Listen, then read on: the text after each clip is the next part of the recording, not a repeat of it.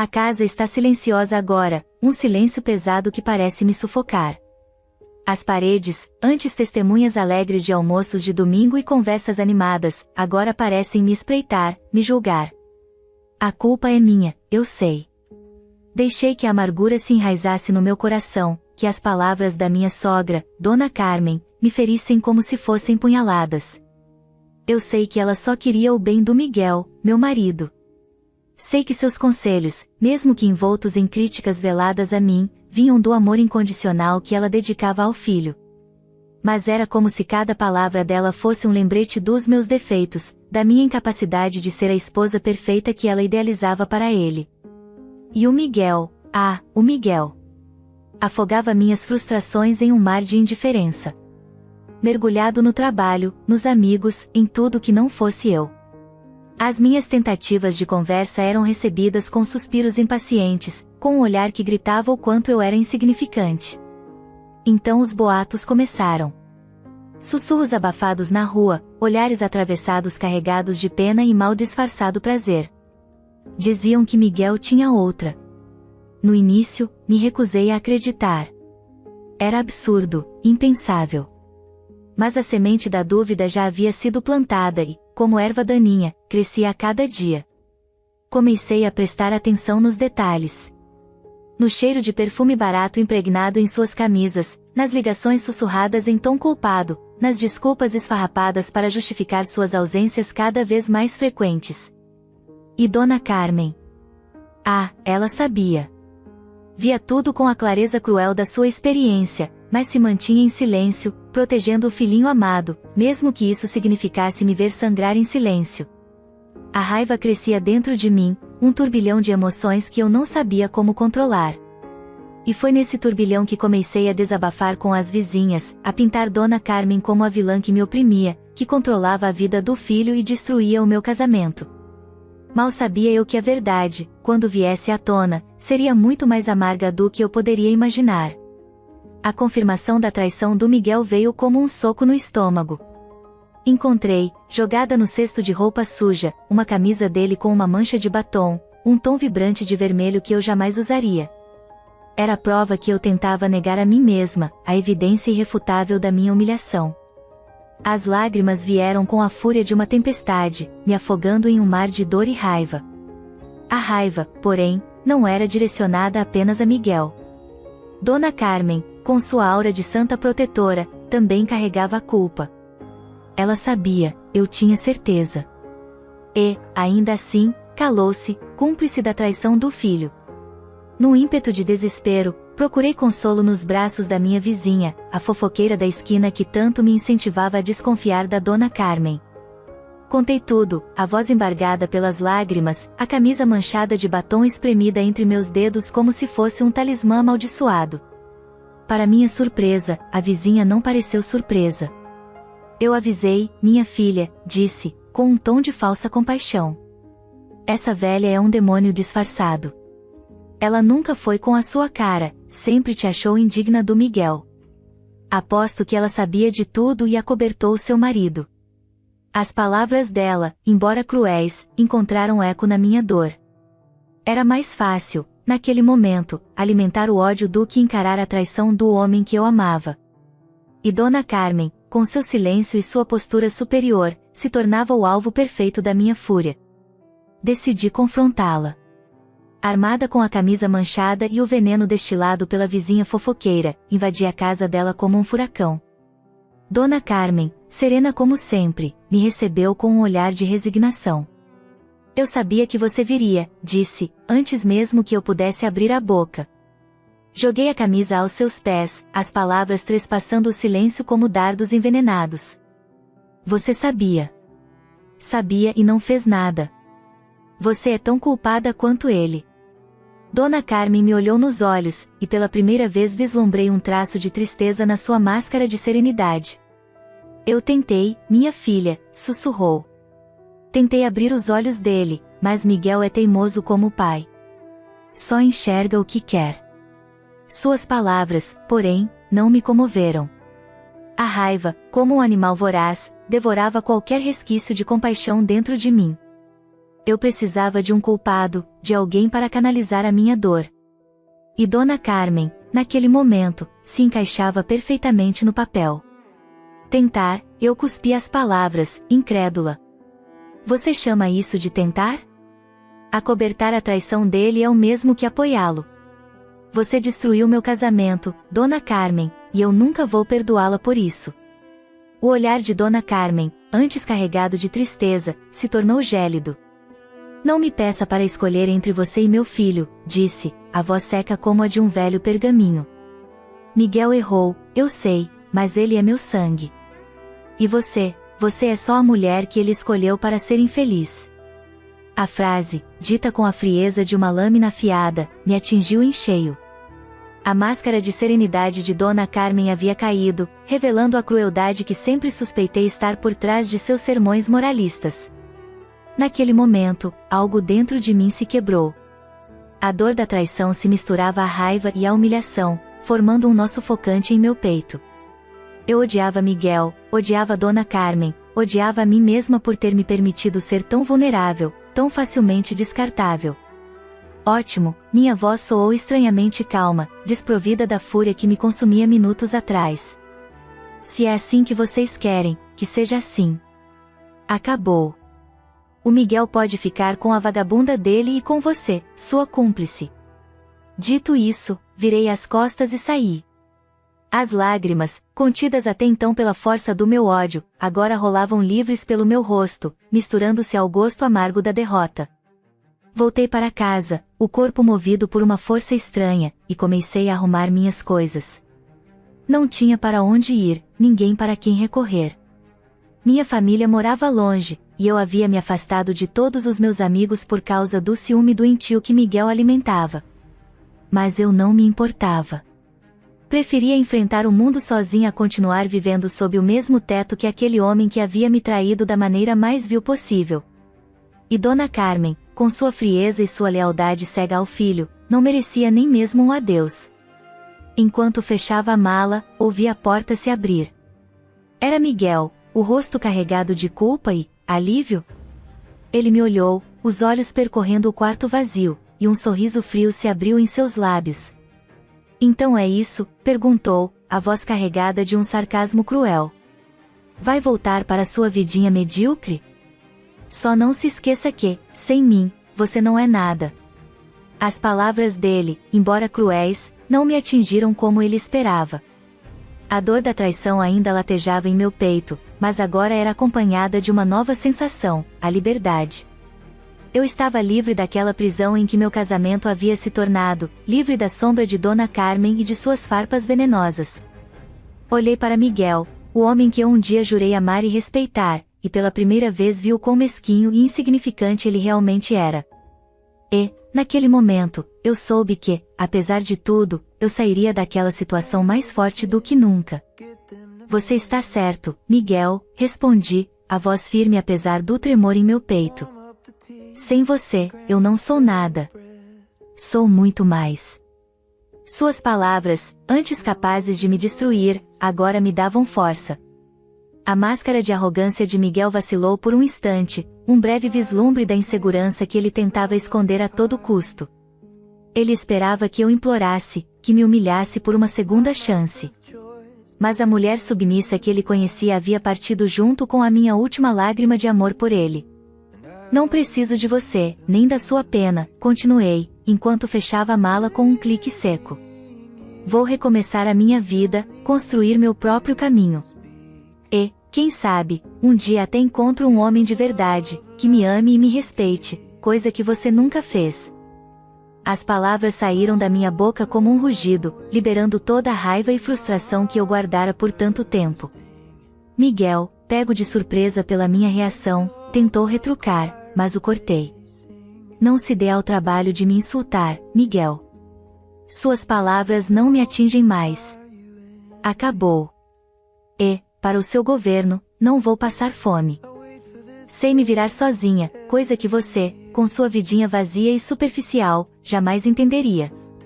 Dei as costas para ele, ignorando o olhar de ódio que ele lançava em minha direção. Ao passar pela porta, senti uma pontada de tristeza ao ver Dona Carmen parada no corredor, os olhos fixos em mim com uma expressão ilegível. Eu queria odiá-la, culpá-la por tudo, mas a tristeza em seu olhar me dizia que, talvez, ela também estivesse presa naquela teia de dor e mentiras tecida por Miguel. Mesmo assim, não consegui perdoá-la. Ela havia feito sua escolha, e agora era minha vez de fazer a minha. Saí daquela casa com a cabeça erguida, carregando apenas a minha mala surrada e a certeza de que, apesar da dor, eu sobreviveria. O futuro era incerto, ameaçador como um céu tempestuoso, mas eu não tinha medo. Pela primeira vez em muito tempo, eu me sentia dona de mim mesma, livre para trilhar meu próprio caminho, longe da sombra daquela família que nunca me aceitou de verdade. E, enquanto me afastava da casa que havia sido meu lar por tantos anos, jurei a mim mesma que jamais permitiria que alguém me diminuísse ou me fizesse duvidar do meu valor novamente. A rua nunca pareceu tão extensa, cada passo em direção ao portão me distanciando da vida que eu conhecia. A liberdade, antes um sonho distante, agora me oprimia o peito como um fardo pesado demais para carregar. A incerteza do futuro me assolava. Sem dinheiro, sem apoio, para onde eu iria? O que seria de mim? As palavras cruéis de Miguel ecoavam em meus ouvidos: sem mim, você não é nada. Mas eu não podia ceder ao desespero. Respirei fundo, buscando forças na pouca dignidade que me restava. Eu precisava ser forte, por mim, pela minha independência recém-conquistada. No final da rua, avistei a pequena pensão da Dona Laura. Uma senhora viúva, com um coração do tamanho do mundo, que sempre me tratou com carinho, mesmo quando eu me fechava em meu casulo de amargura. Dona Laura me recebeu de braços abertos, como se sentisse a minha dor na maneira hesitante como eu bati à sua porta. Não precisei dizer nada. Seus olhos marejados de compaixão já sabiam de tudo. Entre, minha filha, disse ela, a voz suave como um bálsamo em meu coração ferido. Aqui você terá um teto, um abraço amigo e tempo para se refazer.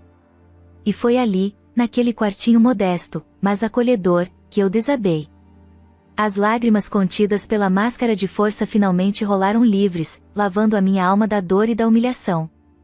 Dona Laura me abraçou forte, como uma mãe que consola um filho que sofre. Suas palavras, sussurradas com carinho, eram como um bálsamo em minhas feridas. Ela não me julgou, não me ofereceu soluções fáceis ou conselhos indesejados. Apenas ouviu, com o coração aberto, o meu desabafo. Nos dias que se seguiram, Dona Laura se tornou meu anjo da guarda. Com paciência e doçura, me ajudou a juntar os pedaços do meu coração partido. Ela me incentivou a procurar um emprego, a retomar as rédeas da minha vida. Você é forte, minha querida, dizia ela, com um sorriso encorajador. Mais forte do que imagina. E não está sozinha. Eu estou aqui, sempre estarei. Suas palavras, ditas com tanta sinceridade, me deram a força que eu precisava para seguir em frente. Eu havia perdido meu marido, minha casa, minha ilusão de felicidade. Mas, em meio aos escombros da minha antiga vida, descobri a força que eu jamais soube que possuía. A força de recomeçar, de me reinventar, de encontrar a minha própria voz. A vida na pensão era simples, modesta, mas trazia consigo uma paz que eu nunca havia experimentado em meio ao luxo frio da casa de Miguel. Dona Laura, com sua sabedoria prática e seu coração generoso, se tornou minha confidente, minha conselheira, a mãe que a vida havia me negado. Conseguir um emprego se revelou um desafio e tanto. A cidade era pequena, as oportunidades escassas, e a minha falta de experiência, somada à deficiência nos braços, pareciam barreiras intransponíveis. As entrevistas de emprego se transformavam em momentos de humilhação. Os olhares de pena, as perguntas evasivas, as recusas educadas, mas firmes, me faziam questionar minha capacidade, minha própria dignidade. Mas eu não podia me dar ao luxo de desistir. A cada não, eu me levantava mais forte, mais determinada a provar, para mim mesma e para o mundo, que eu era capaz. Dona Laura, incansável, lia comigo os anúncios de emprego, me incentivava a não perder a esperança, celebrava cada pequena vitória como se fosse um grande triunfo. E então, num dia cinzento e chuvoso, a esperança finalmente bateu à minha porta. uma pequena floricultura, tocada por uma senhora gentil de voz mansa, procurava um ajudante. Não era o emprego dos meus sonhos, mas a maneira como Dona Conceição, a proprietária, me olhou nos olhos, sem pena ou preconceito, me deu a certeza de que ali eu teria uma chance. Trabalhar na floricultura era como encontrar um oásis em meio ao deserto da minha vida. Rodeada pelas cores vibrantes e perfumes delicados das flores, eu redescobri a beleza, a esperança, a alegria de viver. Dona Conceição, com sua paciência infinita, me ensinava os segredos daquela arte delicada. Com o tempo, a fragilidade das minhas mãos se transformou em habilidade, em delicadeza, em um dom que eu jamais imaginei possuir.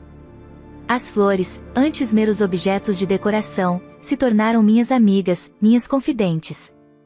Em suas pétalas delicadas, eu depositava minhas dores, minhas alegrias, meus sonhos de um futuro mais florido. Os meses se passaram como o florescer de um jardim.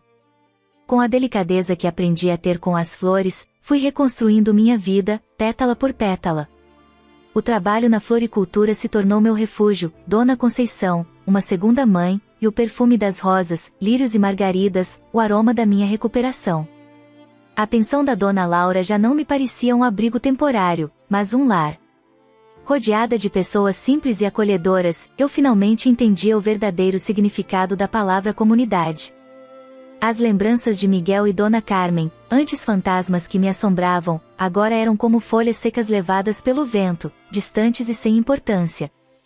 Um dia, um novo cliente entrou na floricultura. Alto, de olhos azuis gentis e um sorriso fácil, ele me olhou de uma maneira que eu não via há muito tempo, com admiração genuína. Apresentou-se como Pedro, um professor recém-chegado à cidade. A partir daquele dia, Pedro se tornou um cliente frequente.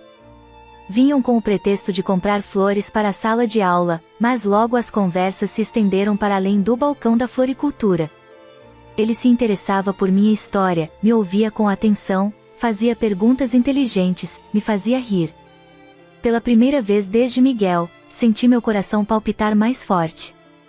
Mas, dessa vez, não era a paixão avassaladora e cega que me levou à ruína, mas um sentimento sereno, construído na base do respeito, da admiração e da amizade. Com Pedro, descobri a beleza dos pequenos gestos, da companhia leve, das conversas que se estendiam noite adentro. Ele não se importava com minha deficiência, via além das minhas cicatrizes, enxergava a mulher forte e independente que florescia dentro de mim. Dona Laura, com sua intuição aguçada, percebeu a mudança em meu semblante, o brilho nos meus olhos. Ele é um bom homem, minha filha, ela disse, com um sorriso cúmplice. Dê uma chance à felicidade. E foi o que eu fiz. Com cautela, com medo de me machucar novamente, permiti que Pedro se aproximasse.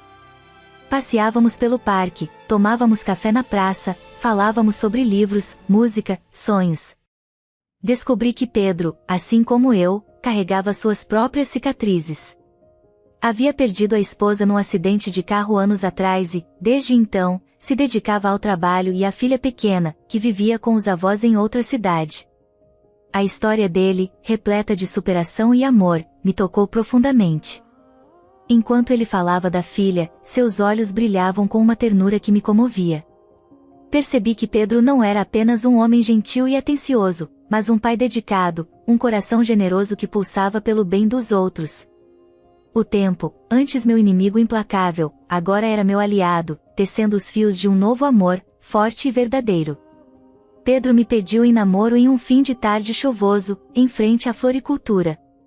Não havia joias caras, nem promessas vazias, apenas um buquê de lírios brancos, meus favoritos, e um olhar que falava mais que 1000 palavras. Eu te amo, não pelo que você foi, mas pela mulher incrível que você se tornou, ele disse, enquanto me entregava as flores. Quero construir uma vida ao seu lado, uma vida baseada no amor, no respeito e na cumplicidade.